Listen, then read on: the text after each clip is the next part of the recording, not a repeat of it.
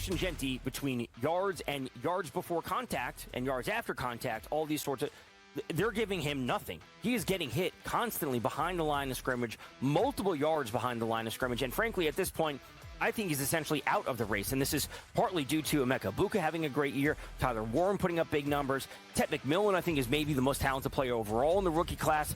Pro Football Today, only on SportsGrid. The leader right now in the clubhouse in the odds market is Fernando Mendoza. College football purists, yep, absolutely know that guy. Fantastic. He's a great quarterback. Non-purists who are tuning in just for the biggest games, who is this guy, Joe, and how did he... He came from Cal. He's a mobile kid. He's big. He's about 6'3", about 220. He's a gutty kid and had a great performance for Kirk Cignetti. SportsGrid's College Football Today. We're in a weird place with Trevor Lawrence. This was another one of these quote-unquote can't-miss generational quarterback prospects, right? Everybody was salivating over when he was a freshman winning national championships. And here we are, about 5 years later, looking at ourselves going, is this just time for Trevor Lawrence to get a change of venue or something? Like, what's got to give here? Hopefully this Liam Cohen offense starts to come together. Fantasy Sports Today, only on SportsGrid. It's the most beautiful time of the year. No, not because of foliage or pumpkin spice lattes. It's because of football. SportsGrid has you covered all season long, covering every snap, every score, and every line move. Prepare, watch, win. Weekends are for winners. Only on SportsGrid.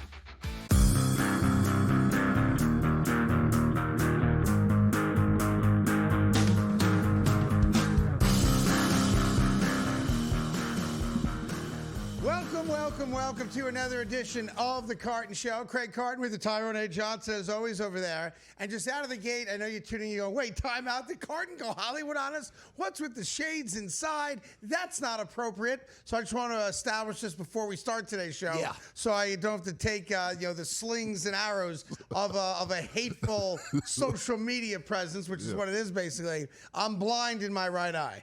Right before yesterday's show, unbeknownst to me, I tore my retina. I have a horseshoe tear in my retina, and I couldn't see through my right eye. Still did a brilliant show yesterday. I'd put it up against anyone else's, and we'd win. That's just a fact, Jack. But apparently I have a lot of blood in my eye. Yeah. Went to the doctor, found out I tore my retina, I think on a sneeze, which is very manly and very tough. It's a street type thing. But I think I sneezed wrong and tore the retina. They lasered it. So it's like cauterizing the tear, but there's still a ton of blood there, so I cannot see out of my right eye.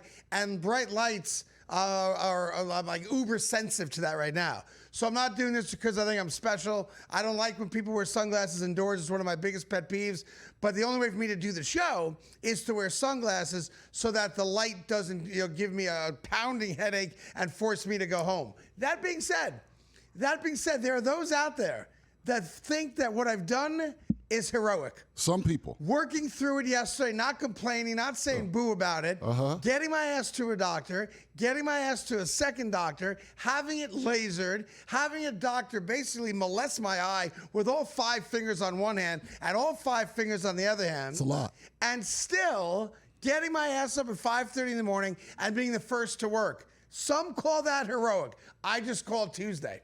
That's how I roll. I know, and the first to work, like I was with you. I was going to let you ride that out. Yeah. How long is this supposed to take to heal? Well, they said it could be up to 6 months with the blood in the eye. Well, as far as you wearing the sunglasses and stuff, how long? It depends how much I like it. I think I actually might look a little better, to be honest. It doesn't hurt. Doesn't hurt. Doesn't hurt. I agree 100%. So anyway, that's the deal with the sunglasses. I do want to start today's show off, if I may, with a little song. Okay. Now, you may not know this. Many of the audience that's getting used to the show, the Craig Carton Show, on SportsGrid, of course, all over that, every social platform there is, including a podcast now, they tell me, where you can go get us on every podcast place also right now.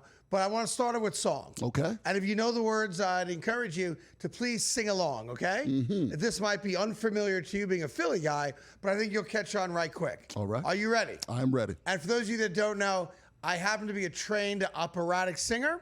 I don't talk about it a lot, but I have appeared at Carnegie Hall solely to sing. So here we go. Very humble. Here we go. Ready? It's just the same old Jets. Oh. That's how it goes. And despite what Aaron Glenn says a week ago about this ain't the same old Jets, did you see us fight back in another loss?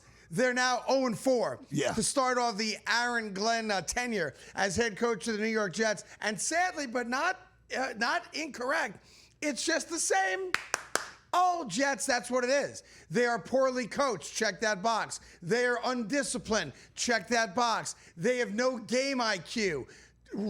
Catching a punt on the 2-yard line, Mr. Williams, after fumbling one earlier. Check the box. They have no offense. Check the box. Their defense is highly overrated, including Sauce Gardner, who got the major extension. Check the box. They only have one wide receiver on the team, meaning their general manager stinks. Check the box. They're a bad football team. And we start off another season before the month of October knowing that we are not making the playoffs. And what really, really gets my goat about that is the Jets' schedule. This schedule on paper is the easiest schedule the Jets have had maybe in a decade. There's not a tough out there. If you're a competent, good football team, every game theoretically is a winnable game. And many of those games, again, if you were a good football team, a well-coached football team, a competent football team, every one of those games is not only winnable, you'd be favored in most of them. There's not a great team on that schedule right now. And I include the Baltimore Ravens in that because their defense is the second worst in football. Maybe Buffalo? Okay. Buffalo, of course, obviously, right? But that's week 18. But that's at the end of the season. Yeah. So in a season in which we had the promise of a new coach, all right, everyone thought their last regime stunk. I didn't. Many people did. Fine. Start fresh, right? And you lock up Garrett Wilson. And you lock up Sauce Gardner. And you come back, we're going to run the hell out of the football. And we have a better offensive line, and we keep being sold this bill of goods. Oh, the New York Jets defense is a lights-out defense. Why? Because they keep telling us it is? No, they stink. And Wilkes stinks, which is why he's been fired from every job he ever had in the NFL, typically after a year. Because most head coaches are like, I signed you to be my defensive coordinator? You stink. And the Jets stink. And I'm sorry, but I know how Mets fans feel now. Because when the Mets got eliminated on Sunday by the Miami Marlins, Met fans, rightfully so, are emotional wreck. And they don't understand, how did it happen, right? Well, I feel the same exact way about the New York Jets. And here's the sad reality. The New York Jets play the Dallas Cowboys this Sunday at MetLife Stadium in New Jersey, okay?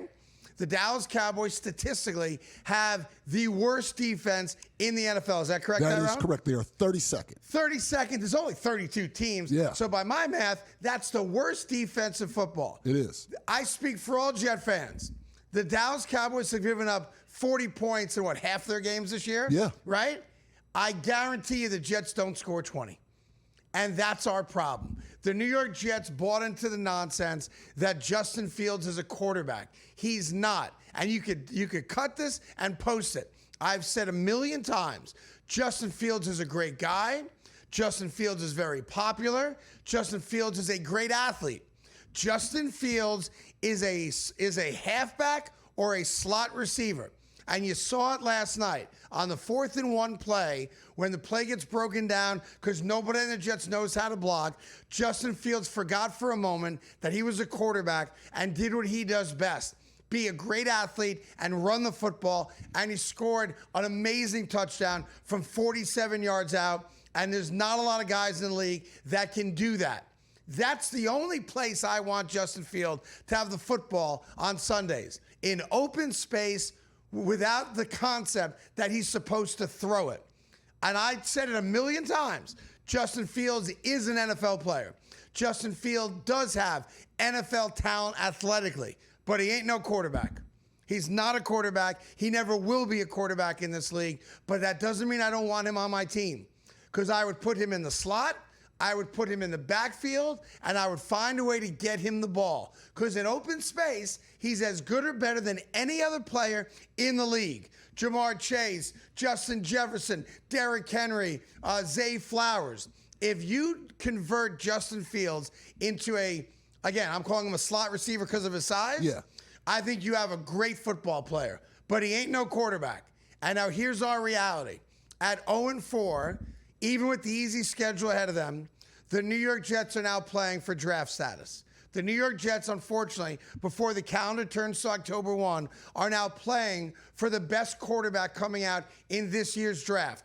And it's going to be between the Jets, the Saints, and the Titans. And the Tennessee Titans have Cam Ward, who they just drafted first overall. Yeah. So the Titans are not taking a quarterback. So it's going to come down right now to the New York Jets and the New Orleans Saints. Somebody, and you could debate, we could do that later on, who the best quarterback is. But the New York Jets season is no longer about winning. It's no longer about self-respect. It's no longer about, are we competing? And I hear all the stories yesterday, how after the game, Aaron Glenn's ripping the team a new a-hole in the locker room, and the media can hear it from a neighboring room. Yeah. And he's yelling at them about, preparation and smarts and doing all the things we practice. What do you practice? Like, fumbles happen. I'm not going to kill someone if a guy comes in and makes a great defensive play and punches the ball out. That's part of football. But I am going to kill you when you're poorly coached. I am going to kill you when you commit 13 penalties on a Monday Night Football game for 100+ yards. You can't win football games like that. And that comes down to coaching and discipline. He plays the game well. He speaks to it, but the team ain't listening to it. And there you have a problem, and why we all sing the song. It's just the same old Jets. It sucks. We got lots more coming your way, though, don't worry.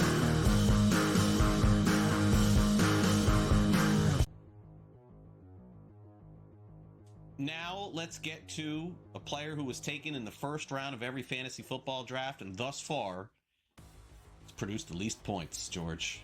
I mean, I thought you'd just take a rookie running back in the first round and you get yourself 1,500 yards and 10 touchdowns. But Boise State's Ashton Genty for the Las Vegas Raiders, we got out of excuses, right? Like at this point, it's, they got to give him the ball more. They got to do this. They got to do that. I mean, George, does this guy look like Barry Sanders? Like, that was the comparisons? Like, I haven't seen any of that yet. Our panicometer, all right, doesn't go high enough here. All right, because this is, come on, we're freaking out here. I don't think it's all Genty, by the way. He has more yards after contact than before contact. That pretty much lets you know what the problem is there. All right, the Raiders needed a running back, sure, but they need an offensive line. All right, they need a couple of offensive linemen. It's not something you can fix in one off season here. So yeah, we're gonna eat it with Genty. He's not gonna be worth the first round pick in fantasy. It's just not. Not this year. In future years, we'll see here, but not this year. The offensive line is not very good. The defense is not very good, so they have to throw the ball more in the second because they're trailing every game. So that's hurting us as well here. So, like I said, the panicometer, it doesn't go high enough for this, okay? I am more than concerned. I am not calm. I am critical. I am flipping out. Isn't there going to be a time where he just breaks it free? George, like, what you said is not false. But I think there's a point being missed here. Why has he not broken free one time the whole season? Not once. To just run away. Like, he's Devin Singletary right now. No offense to Devin Singletary, but that's who he is. Fantasy Sports Today. Fridays starting at 3 p.m. Eastern. Only on SportsGrid.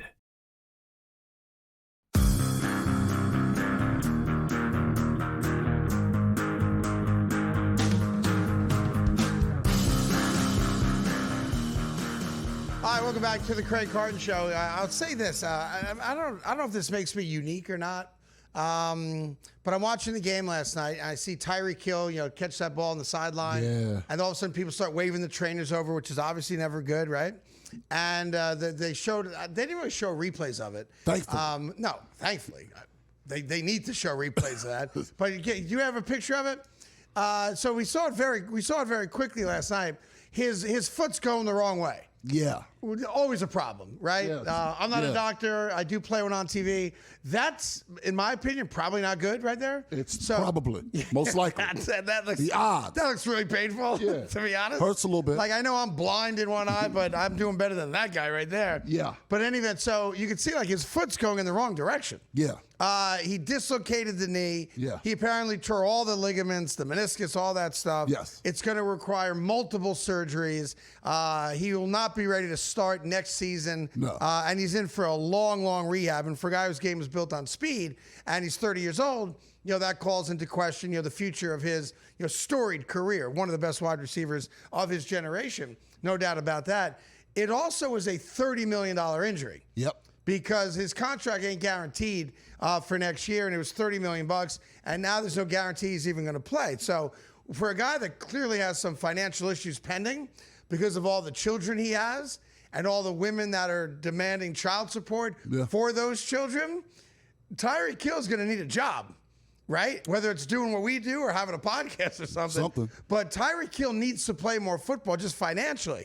But here's where I acknowledge that maybe this is me. I think you need to show the replay. I want to see it. So why? Football is a violent sport. It is. One of the reasons we love it is because of the violence. Like, it plays to our caveman DNA, which is why I'm going to continue to show it. Because you keep looking at it. You don't want to look at it. You don't want the replay, Tyrone. But every time I put it on the screen, you keep looking at it. Well, that's because I'm a professional. You can't get enough. And we have to be honest sometimes. There are men who are now playing the role of, I don't want to see it. They shouldn't show it. It's so insensitive to show it. He ain't dead. All right? Like, if you told me you don't want to show a guy taking a shot to the head when he goes in that, fencing position, I can appreciate that. Because that guy might not live. But when it comes to these types of injuries, and I know this makes me a bad person, I accept that, I suppose, like, show it. I would slow motion it, freeze frame it. Like, I want to see it. I need to see it. But why? But why do you need to see it? Because it's a violent sport. That's a payoff to the violence. A payoff to the violence. Yes, we've all signed up for violence. We want violence in our sports. It's why football is the #1 sport, and no other sport is even close. We want the violence. We crave it. Because deep down inside, our DNA is still what? Hunters and gatherers and violent people. That's what we're built on. That's who we are at our core. Right, but wouldn't it kind of be the case that the hunter wants to see it, but not the gatherer? Oh, the gatherer doesn't want to see that. If you're gathering, you're picking fruits and berries, and now all of a sudden you see the man's leg turn 90 degrees. Yeah. I don't know. At least we can agree on the hunter. The hunter wants that. Like, one of my favorite clips of all time in the annals of the NFL, and it's everybody's, is the Joe Theismann leg break. Yeah, but you didn't really see that. Yeah, they said it sounded like a shotgun, and LT freaked out and was worried about it. But it's on every NFL Films highlight show, and they talk about the great hits and the most memorable injuries in the NFL. When I watch NASCAR, Daytona, whatever it is, you want the crash? I want the crash. And let's be honest, every one of us in our lives, when you see a fight, what do? You go help the people out, or you watch it? You watch Most people watch it. You watch it. When you're on the highway and you see a terrible accident and ambulances and fire trucks and police cars, do you speed right by it, or do you slow that thing down and go, "Oh, that really looks like it hurt"? It also, I have to be honest, if I sit in a lot of traffic, it better look like that. I agree. When there's a lot of traffic and there's not you root for an accident. I need an accident. Right. I need that when I'm in that traffic. If traffic at 5 o'clock is acceptable. Right. Traffic at noon, somebody better be bleeding. That's right. Right. Absolutely. I need a helicopter coming in. I need it bad. All right, so you root for an injury in traffic, but you don't want to see Tyreek Hill's knee? Slow motion, though? Yeah, slow motion. Yeah, and the craziest thing was afterwards, when they get him up in the wheelchair, the thing or the stretcher, whatever it was, that they brought him out on, which is also an interesting thing. I've seen a lot of dudes hurt their lower extremities, an ankle, a foot, a knee lately, and there's no golf cart there to take them off. And I see dude with an obvious, knee down injury, and they're limping off the field. I'm like, don't you people have golf carts? Get your carts. They had one for Tyreek. They did not make him hop off. Yes, he couldn't have. But if you saw Tyreek Hill afterwards, he was smiling, he was clapping, he was cheering, and I'm not sure if that's just adrenaline or if they hit him with the morphine on the multiple sideline. players have said that have had injuries that were bad, say that shot, when the shot kicks in, they say it's a feeling like they've never had before. Of like a positive feeling? Yes. Like euphoria? Like a euphoric feeling. Like both Long brothers, sons of Howard Long, both played Long in the NFL. Yeah. They both said that feeling, like it hurts like hell initially. I would think it hurts. And then when your afterwards, foot's going the wrong way, that's got to hurt. But by the time they get you on the car and the crowd's cheering, you almost feel good. That's like adrenaline. Unless I don't know if they give you shots of morphine on the sideline. They don't like to do that anymore. Oh, I mean, I would say, drug me up, man. Make this better already. But so thoughts and prayers go out to Tyreek. Multiple surgeries. They said at least the other Dr. Chow, not the one from The Hangover, the one that be the Chargers doctor. He says that it's at least two surgeries. Yeah, at least two. I mean, his foot was going in the wrong direction. That's not good. And by the way, Dolphins fans, you should be happy about the win yesterday. But the Dolphins are not impressive. It's bad football. Like, Tua does not look like a good quarterback. Tyreek had maybe his best game in a year. I think he had 6 catches at 70 yards, whatever it was. And it was interesting to show you just how bad the Jets are and how bad the Jets were last night, because they were terrible last night. It was an embarrassment. Don't let the final score fool you. The game wasn't that close. All right, they have the late Garrett Wilson touchdown. He's a stud, obviously, and I feel bad for that guy. Despite getting the money, his entire career he hasn't had a quarterback or a good offense, or even a second wide receiver on the other side of the field. But that being said, to show you just how bad the Jets are, they gave up not 1 but 2 touchdowns to Darren Waller, who hasn't played football in a year and a half. It was his first game in a year and a half, and he comes on the field and dominated the Jets. Had the back of the end zone touchdown, had the wide open one, coming across the field, and no one decided to guard him. The dude hasn't played football in a year and a half, got divorced in that time frame, came out with a rap album, terrible album, and had 2 touchdowns against the New York Jets. Vaunted defense. What are we doing? I'll tell you what we're doing. Baseball playoffs right after this.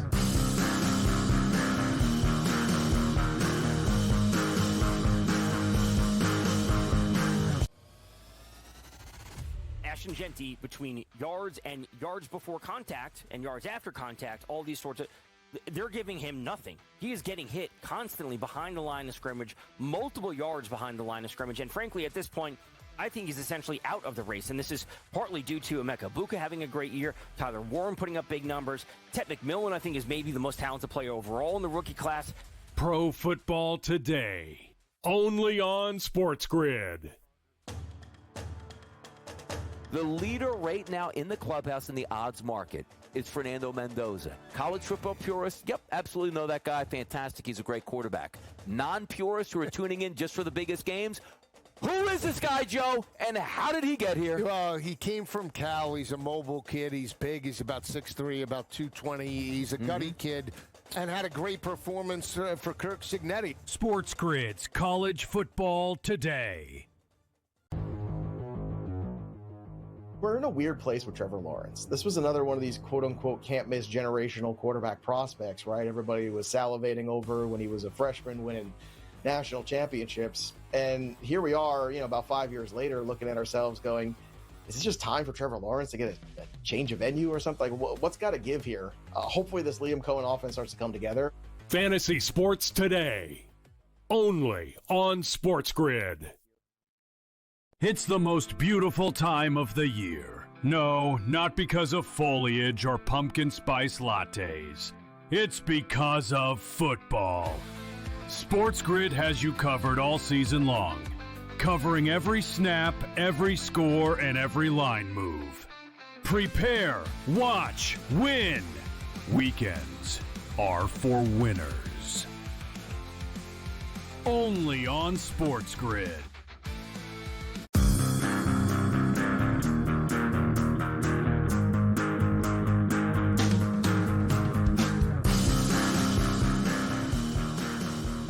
All right, welcome back to the Craig Carton Show. Today's a huge day because today the baseball playoffs start. And while we're all still trying to figure out the NFL and are the Chiefs back and are they for real? What's wrong with the Ravens? The Jets suck. Jackson Dart's the most popular guy in the league, blah, blah, blah. It's the original American pastime, and the New York Yankees are in it, folks. So I thought we'd do just very quickly, since it starts at 1 o'clock this afternoon. There's the game today. It'd be great if I could see that, but I am blind because I did tear my retina Detroit yesterday. plays the first game. So I cannot read that screen, even though literally that screen is 3 feet away from me. I can't see it. People can see it. What's the first game today? The first game is the Tigers at the Guardians.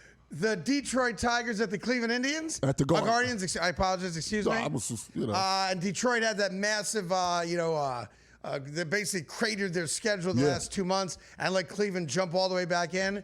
Neither one of those, well, that's not true. I'm thinking about it. Yeah. All right, I'll just give you my picks. American League first, yeah? That's today's schedule. The only game that matters, of course, it's the greatest rivalry in baseball. It's Yankees-Red Sox, period, stop.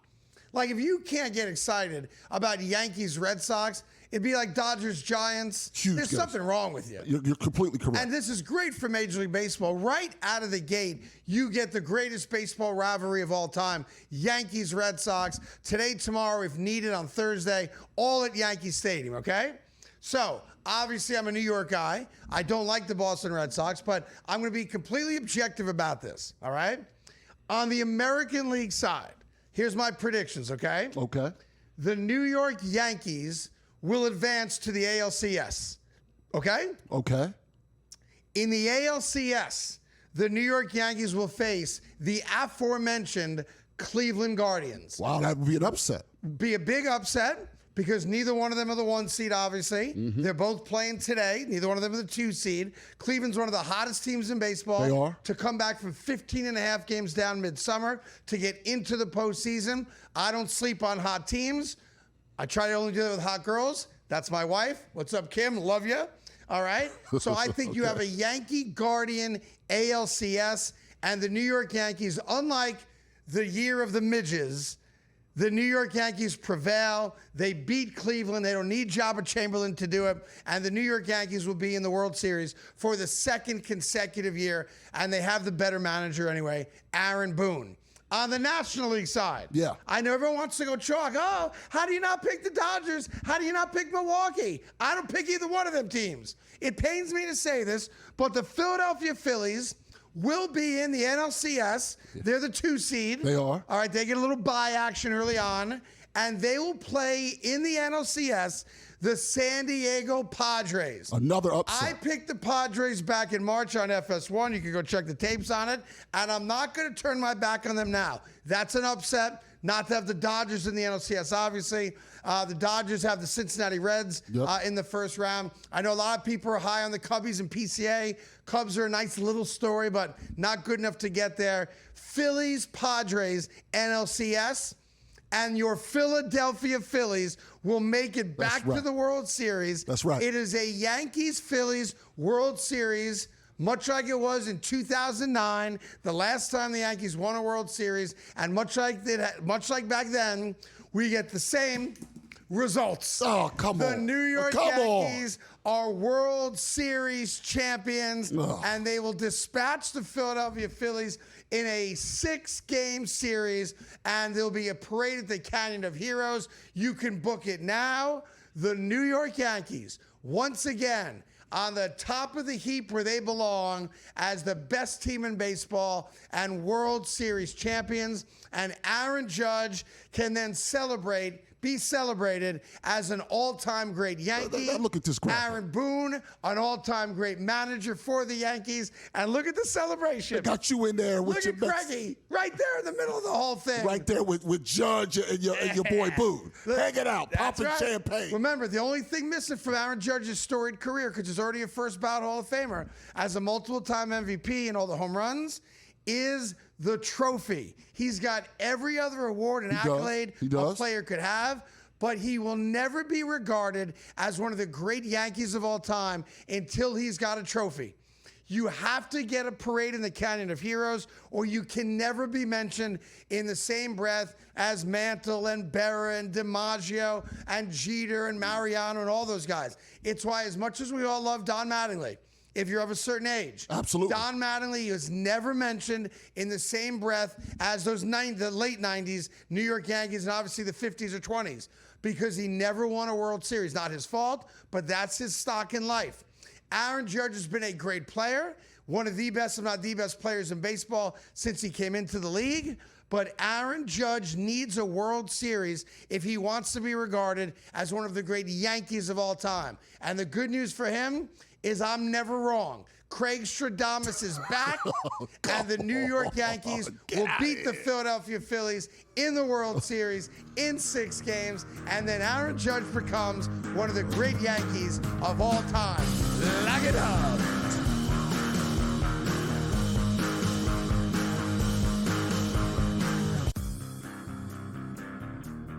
Well, Shadur, which quarterbacks are you talking about? Because there is some bad quarterback play out there. But the dude who can't beat Dylan Gabriel out for a job and can't beat Joe Flacco out for a job certainly can't lay claim to being better than any other quarterback in the league. The Craig Carton Show. Only on SportsGrid. That's a lot for a closer. 10. That's you're not a closer anymore if you blow 10 games. I mean, my goodness. That's he's mentally broken too. Like, it's to the point where, like, Dodger fans aren't even mad at him; they're more mad at the Dodgers for putting him out there. Putting him in, right? It's more so. Right. Yeah, it's like, guys, like, he's done.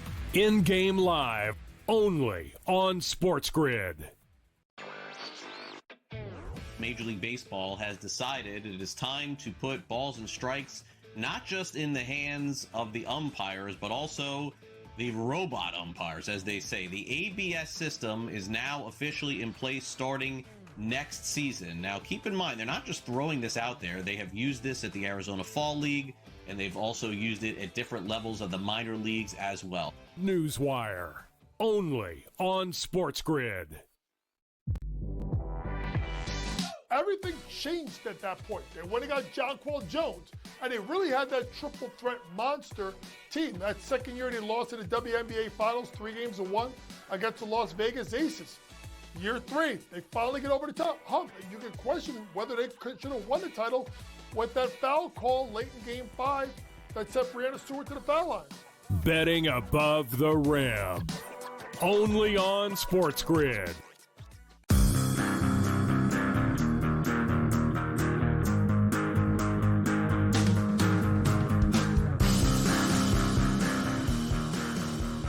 Hi, welcome back to the Craig Carton Show. Last night's game, the Jets going 0-4 in the season, made me start thinking, because I was up all night because I'm blind in my right eye, which is why I'm wearing the sunglasses. It's not like a fashion statement. I apologize for even wearing it, but I can't see with all these lights here. I tore my retina. But heroically, I'm here. I'm at work. I made that decision late last night. I'm coming to work. Everyone better show up for work. But I was thinking, are the Jets the worst team in football?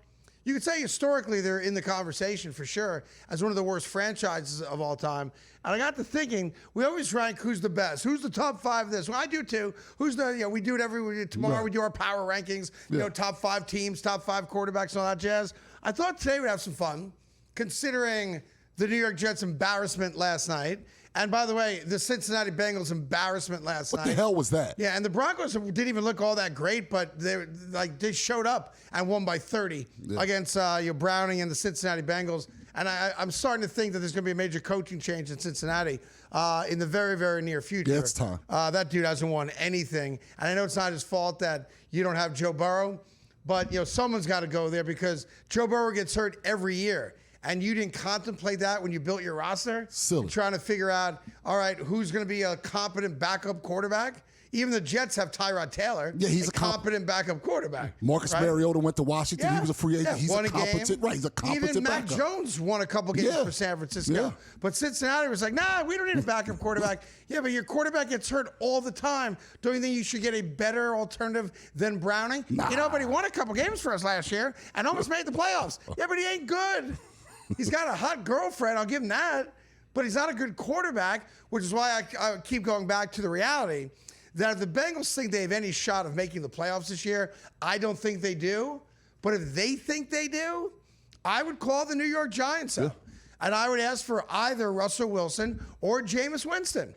Now, they're different contracts, obviously, and the Wilson one's far more difficult for them to assimilate into their cap. Jameis's isn't. 2-year deal. I know he can max out at $18 million, but he's never going to reach those incentives. So if you're Cincinnati and you have a rabid fan base that's like, yo, hey, ho, we're just giving up? We're just going to throw Browning out there? Or the other 2 journeymen they signed a couple weeks ago?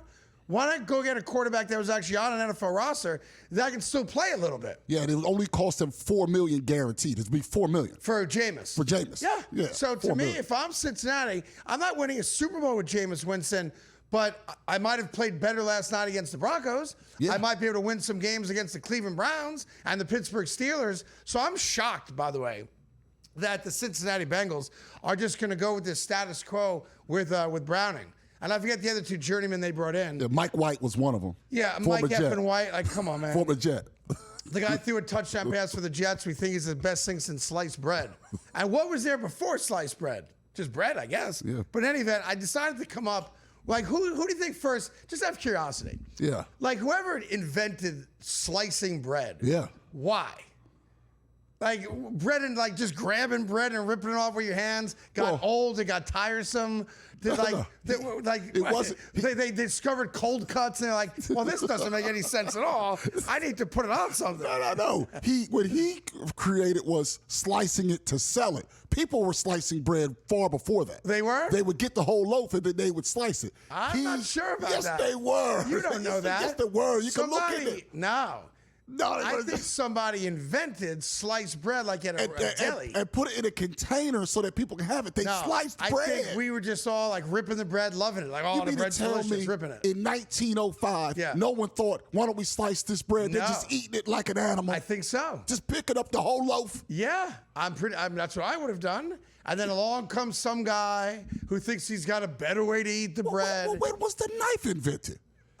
Probably before the sliced bread was invented. So why wouldn't you use it on the bread? It stands to reason that the sliced bread had to do with selling it. I'm not quite sure you have your history right. I'm pretty sure. I'm not quite sure you People just think these are animal. Just let me grab loaf of bread. Anyhow, Bengals, you need a quarterback. All right, so I've put together, it's funny, I'm talking about the Bengals, and after last night, I'm now thinking maybe I should have put them in my bottom 4.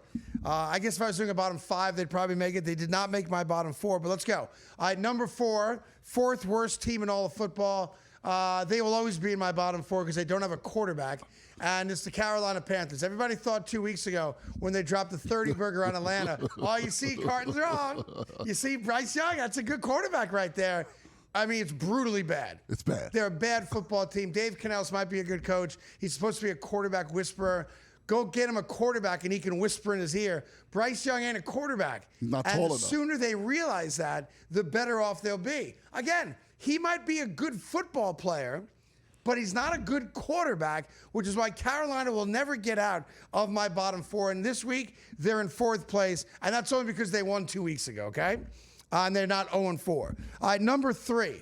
This, to me, is the most embarrassing franchise in the sport, and it ain't the New York Jets. It's the New Orleans Saints. The New Orleans Saints have wasted the Alvin Kamara Hall of Fame career. Yep. And for some reason, he's never asked to be traded that I know of, which I give him a lot of credit for that. He's loyal to the people that pay him. But Alvin Kamara has wasted what has been a great career at one of the most difficult positions in sports, running back. The mere fact that you could tell your fan base and the other 52 guys in the locker room that Spencer Rattler is the best we can do at quarterback, like they should be relegated. It should be like soccer. Like the New Orleans Saints don't deserve to play against other NFL teams. And I remember that just 2 days ago, everyone's talking about, oh, they gave the Bills a run for their money. The Bills were toying with them. The Bills were like, all right, it's close. Let's go score a couple touchdowns to put this one away so we can go eat beignets and eat po' boy sandwiches and go back to Buffalo. The Saints stink. They should be in a class all by themselves. But this week, they're number 3. Why are they number 3? Because at number 2 are my beloved Jets. The New York Jets are 0-4. And what we've learned, a valuable lesson here is it doesn't matter the voice in the locker room. It doesn't matter the message. It doesn't matter if the guys respect him or not. This is a poorly constructed franchise. It is a bad team. They have a lousy owner who a year ago allowed his 18-year-old son to make football decisions based on what he saw on Reddit. That is a true story. That is not a fabrication. I'll give you a quick story. So Woody Johnson's son comes into the locker room after the Jets got their first win last year. And it was obviously Aaron Rodgers' first win, starting and finishing a game. They won that Buffalo game he got hurt in, right? Yeah. And Woody Johnson comes in the room. Robert Sala's there. Everyone's there to celebrate the first win. And I forget who else it was on the team who had a great game, but Robert Saleh was going to present a different player with the first game ball. And then Woody Johnson's son said, hey, before you go, coach, I want to give out the first game ball. And he gave it to Aaron Rodgers. What? Yes. In the Jets locker room, that happened. What? And everyone's like, what? Some 18-year-old kid walked into the locker room and presented the game ball to Aaron Rodgers. That is a true story. So the New York Jets can't get out of their own way. They are the second worst team. And again, do not let last night's score fool you. That game was not close. The Jets had this great opening drive, and then Brown fumbled on the 1-yard line. And at that point, done. 3 fumbles or turnovers and 13 penalties for over 100 yards. That's incompetent, undisciplined football. The New York Jets are the second worst team in all football. Number 1 should be obvious to you. It's why none of us spend any time talking about them. It's also why we're the most honest show in America. And I say that because I convinced myself, because I watched every snap of Cam Ward's year at Miami last year, that Cam Ward was going to go to Tennessee and do what Jaden Daniels did last year and what C.J. Stroud did the year before that. Oops, I got that one wrong. The Tennessee Titans are the worst team in all football. I think they've got the worst coach in Callahan, who doesn't know the rules of the NFL. They've got no talent on that roster. And they've got a quarterback who I still think is going to be really good. I agree. But to be fair to Cam Ward, he's surrounded by garbage. And I thought Cam Ward summed it up perfectly when he was asked at a press conference yesterday how he would describe Titan football. And this is what he said. I mean, if we keeping the buck right now, we ass. So we 0-4. Leave it at that. You can stop it right there. That's the most honest quote from a player I've ever heard. If we're keeping it a buck, we're ass.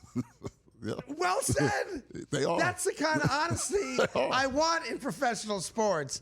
If we're keeping it a buck, we're ass. Truer words have never been spoken, which is why the Titans are the worst team of football, or as Kim Ward likes to say, they ass. Coming up, I thought I'm Bad Bunny.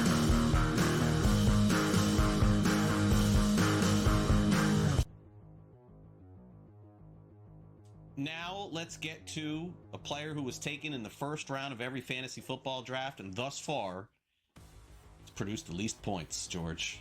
I mean, I thought you'd just take a rookie running back in the first round and you get yourself 1,500 yards and 10 touchdowns. But Boise State's Ashton Genty for the Las Vegas Raiders, we got out of excuses, right? Like at this point, it's, they got to give him the ball more. They got to do this. They got to do that. I mean, George, does this guy look like Barry Sanders? Like, that was the comparisons? Like, I haven't seen any of that yet. Our panicometer, it doesn't go high enough here. All right, because this is, I mean, come on, we're freaking out here. I don't think it's all Genty, by the way. He has more yards after contact than before contact. That pretty much lets you know what the problem is there. All right, the Raiders needed a running back, sure, but they need an offensive line. All right, they need a couple of offensive linemen. It's not something you can fix in one off season here. So yeah, we're gonna eat it with Genty. He's not gonna be worth the first round pick in fantasy. It's just not this year. In future years we'll see here, but not this year. The offensive line's not very good. The defense is not very good, so they have to throw the ball more in the second mix. They're trailing every game, so that's hurting us as well here. So yeah, like I said, the panicometer, it doesn't go high enough for this. Okay, I am more than concerned. I am not calm. I am critical. I am flipping out. Isn't there going to be a time where he just breaks it free? George, like, what you said is not false, but I think there's a point being missed here. Why has he not broken free one time the whole season? Not once, to just run away. Like, he's Devin Singletary right now. No offense to Devin Singletary, but that's who he is.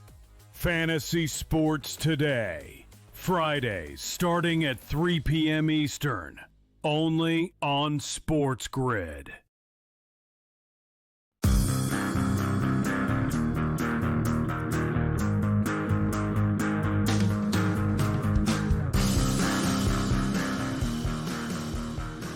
right, welcome back to the Craig Carton Show. A little reminder, we're now a full-fledged podcast, meaning you can download the Craig Carton Show on Apple, Spotify, or obviously any other place you get your favorite podcast. So go ahead and check it out. Plus, starting in a couple weeks, we have exclusive content, podcast audio only.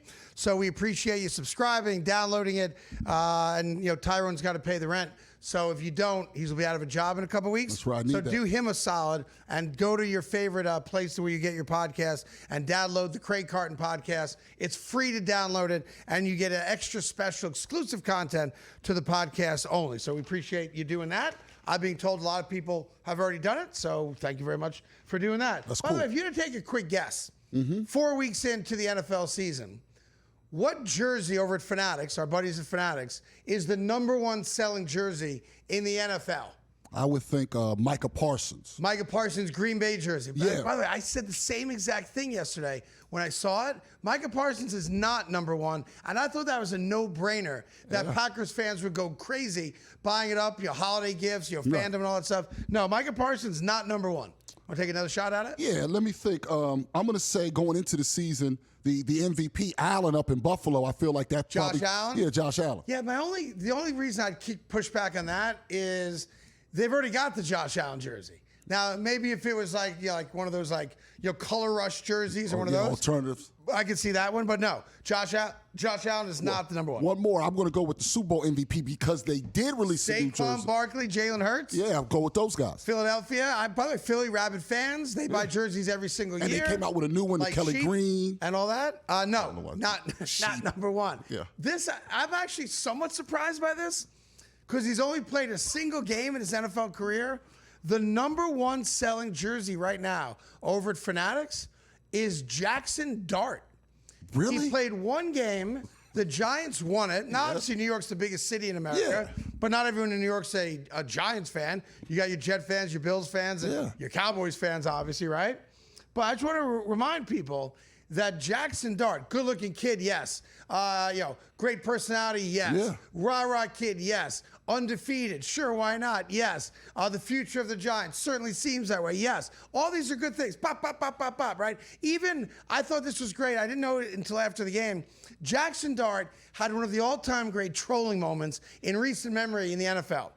So he's playing against the Chargers and Justin Herbert. Yeah. I've said repeatedly on this show, and others have as well, that Justin Herbert was off to this great start. They were 3-0 going into the game before the Giants beat him at MetLife Stadium on Sunday. That one of the reasons that he's off to this great start, somewhat jokingly, is that he is in love.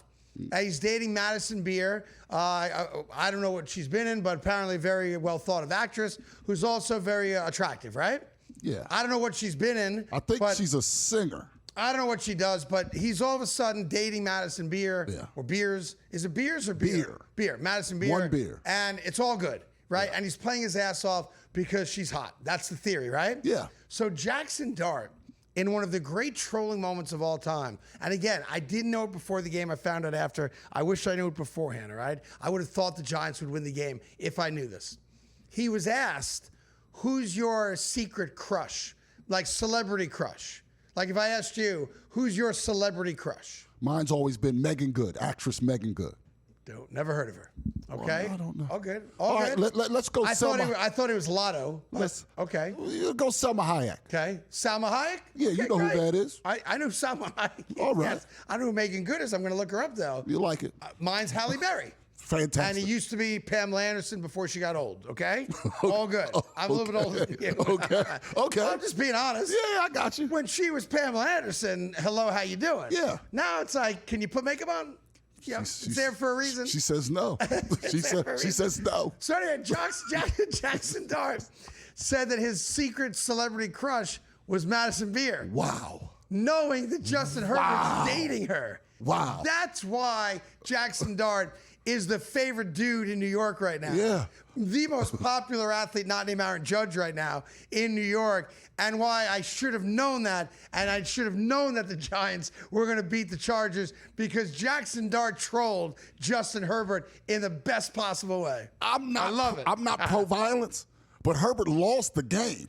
Yes. He might have to put hands on him to keep from losing the girl, too. Well, we're going to find out. Jackson Dart remains popular. If the Giants win another game, then there might be some competition. And she has to. It's not like he's playing in Indianapolis. She's got to come to New York at some point. At some point, she'll be has to come to New York. Real quick, there's one other thing. We talked about it briefly yesterday, how the NFL announced on Sunday night that Bad Bunny, a famous Puerto Rican singer-rapper, is going to be the halftime show. Jay-Z picks who does the halftime with the NFL's obviously blessing, but that's how it goes down. And my initial reaction yesterday was, read the room a little bit better. Understand what's going on. It's, an American game. It's the NFL. Bad Bunny has said in the past he refuses to perform on American soil because he's concerned that ICE might be waiting outside his concert to arrest illegal immigrants that enjoy his music. And it became like a whole political thing, which I don't want to get into. But it showed that the NFL was somewhat tone deaf to the majority, not all, but to the majority of its fan base, right? But now there's something going on that I can't stand about it.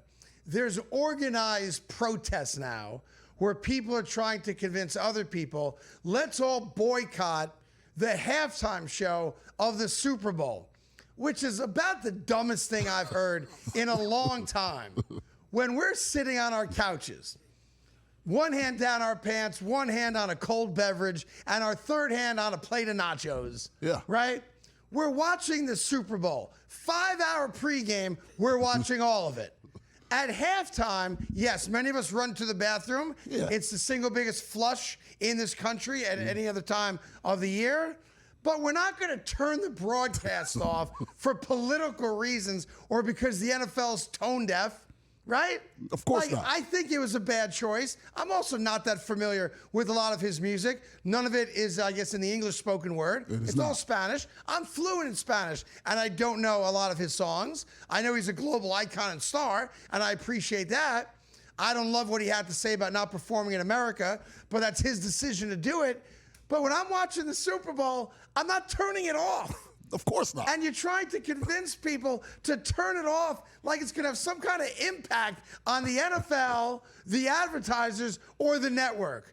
It's one of the dumbest boycotts I've ever heard of. And I'm an anti-boycott guy. I'm an anti-protest guy. But you cannot try to convince regular average Americans who live for the Super Bowl that at halftime we should turn the television off or go to the Puppy Bowl. It ain't gonna happen. So could you stop, make your point that you don't like the choice, and move along? But we're not boycotting halftime shows. You gotta stop.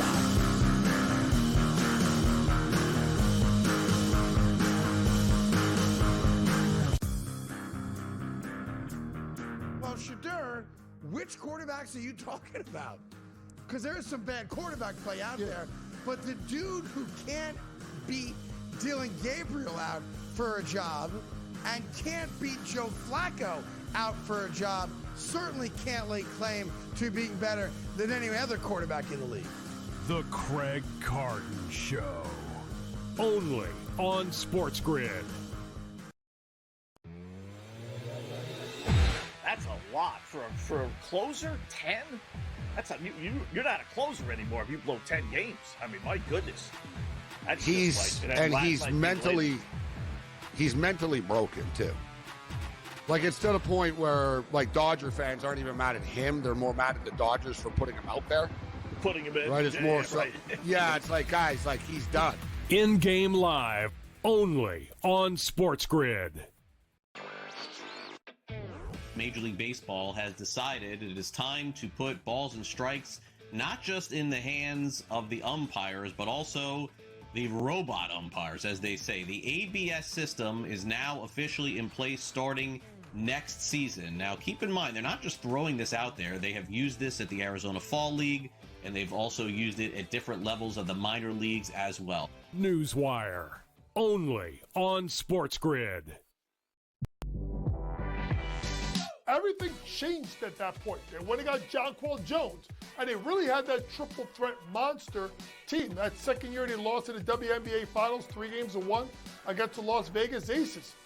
Year 3, they finally get over the top hump, and you can question whether they should have won the title with that foul call late in Game 5 that sent Breanna Stewart to the foul line. Betting above the rim, only on SportsGrid.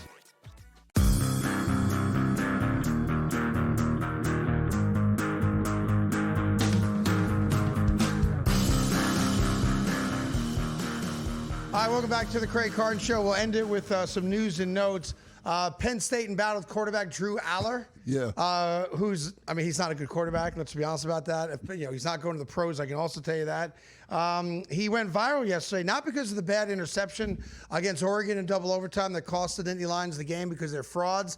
They're only good when they play Division V teams, and that was proven again in the loss at home in the whiteout game Saturday night. But Drew Aller is now going viral because of a leaked text message he had with a young gal at Penn State. Yeah. I kind of want to let you read it for yourself, but like a lot of young viral men, I should say. Yeah.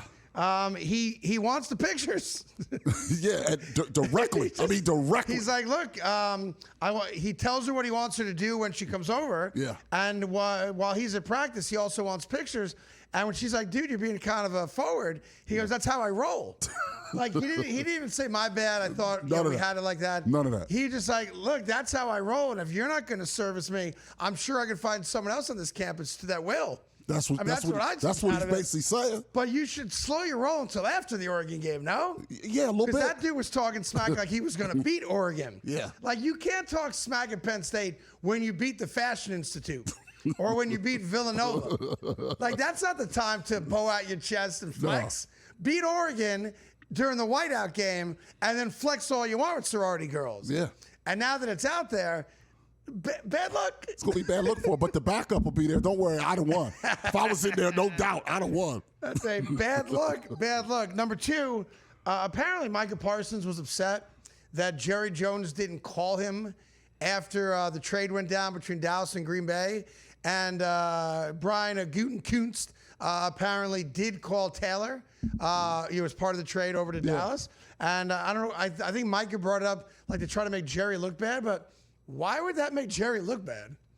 Like, you asked for a trade. He gave you the trade you asked for, and then Green Bay gave you the money you wanted, and you're still in your feelings because Jerry Jones didn't call you? Well, why would he call you? Because Jerry... Say what? Because Jerry did the whole thing where we don't need agents. Let me miss man to man. Let's handle this. Like a weirdo. So then if that's the case, you owe him the phone call. No, you don't. He acted like a weirdo. Here's what I did. Yeah, I didn't want to deal with your agent. I think that's bad business. I'm with you on that. But you asked for a trade. I gave you a trade, not to a bad team. I traded you to a team with Super Bowl aspirations, right? And that team gave you the money you wanted. You owe me a phone call. If I'm Jerry Jones, Micah should have called me up and said, thank you, Mr. Jones. I appreciate you sending me to a team with a chance to win and helping me get my money. So Micah could play this, oh, I can't believe he didn't call me. It's so disrespectful. I play it the other way. You asked me to do something for you, and I did it. And I don't get a phone call thanking me? Maybe Jerry Jones should be in his feelings. How about that? Nah. Nah. No, absolutely not. I did what you asked me to do. He was very disrespectful. I got you paid on a better football team. Said, listen, maybe you call and say, thank you, boss. He called him boy. Like he boyed him. I don't like that. I didn't hear that. But there's no good context to that. Yeah. So you had to go there. I'm just saying. Jerry, I can't feel bad for Jerry. I can't. I don't feel bad for Micah's money either. All right, we got 4 games today. Major League Baseball starting at 1 o'clock. Tigers, Guardians. Schoolville's been great. Maybe wins the Cy Young this year. That's what they're telling me.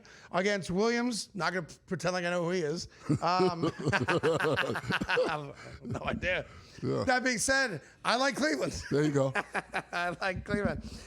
Game 2 today, 3 o'clock. You got Padres, Cubs. You got Pivetta versus Boyd. Again, who knows? Yeah. But I like that game's in Chicago, isn't it? Yes, they are favored in the series. Yeah, also, I like the Padres in that game. Tigers somehow slightly favored in the series. Okay, fair enough. Even though Cleveland's been the hotter team, right? Slight favorite. 6 o'clock, of course, we got Red Sox, Yankees, Max Fried going against Crochet. That's a good matchup. I like the Yankees, and I think Fried's the American League Cy Young, if not Scooble. Obviously, I think he's right there. Obviously, Yankees favored in that series. Yep, and then the late game tonight, I don't think anyone's going to give the Cincinnati Reds a shot in this game because they're not a good baseball team. They barely won 85 games, right? Yeah. And it's Green against Snell. Interesting, though, with the Dodgers, they left Clayton Kershaw off the postseason roster for now. They did. They can add him later on. Later on, yeah. But for all the talk about how great Clayton Kershaw is, apparently not good enough to make the postseason roster, and the Dodgers need pitching. Yeah, Blake Snell's going to start game one. He only's going to give you 5 innings. Interesting. Interesting. Terry Francona manages the Reds. That dude's as good a money manager as any dude in the history of baseball. He is. I'm taking the Reds to win game one. Wow. I think the Dodgers will prevail. Yeah. I'm taking Cincinnati in a game one upset against the Dodgers. But my focus is at 6:08. First pitch in the Boogie Down, in the Bronx, at Yankee Stadium, as the Yankees start their pursuit of their 59th World Series championship, more than any other team. We'll be all over it tomorrow. Thank you for watching, and have a great day. This has been the Craig Carton Show.